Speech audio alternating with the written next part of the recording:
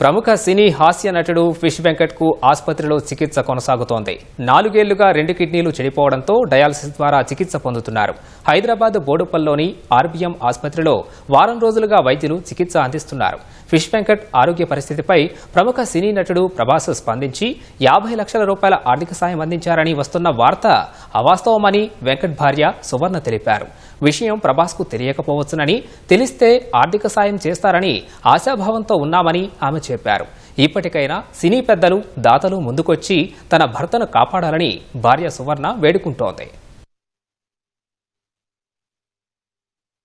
4 సంవత్సరాల నుంచి కిడ్నీలు లేవని చెప్పారు. కంపల్సరీ ఆపరేషన్ తీసుకోవాలని చెప్పారు. 50 లక్షల దాకా అయితే అని చెప్పారు. నాకు అంత బడ్జెట్ లేదు కూడా. ఇప్పటిదాకా అసలు ఫోనే రాలేదు నాకు. అసలు కంపల్సరీ కిడ్నీ మార్చుకోవాల్సింది అంటారు. ఆయన 6 రోజులనే దొరుకుతారు చెప్తారు కానీ పైసలు అడుగుతారు. వాళ్ళు కూడా చాలా మంది వస్తారు, పైసలు అడుగుతారు. ఇప్పుడు కిడ్నీ ఇస్తాను 30 లక్షలు అడుగుతారు. హెల్త్ కండిషన్ అస్సలు బాగాలేదు. సిచ్యువేషన్ చాలా క్రిటికల్ గా ఉందని డాక్టర్ చెప్పారు. ఇక్కడికి వచ్చి 1 వీక్ అవుతుంది. చాలా ఇన్ఫెక్షన్ ఉంది బాడీలో. కిడ్నీస్ ఖచ్చితంగా ఒక కిడ్నీ మాత్రం ఖచ్చితంగా వాంటెడ్ గా వేస్తేనే ఆయన రికవర్ అవుతాడు అని చెప్పేసి అన్నారు. దయచేసి ఎవరన్నా ముందుకు వచ్చే వాళ్ళు ఉంటే, సాయం చేసే వాళ్ళు ఉండేది ఉంటే రండి ప్లీజ్.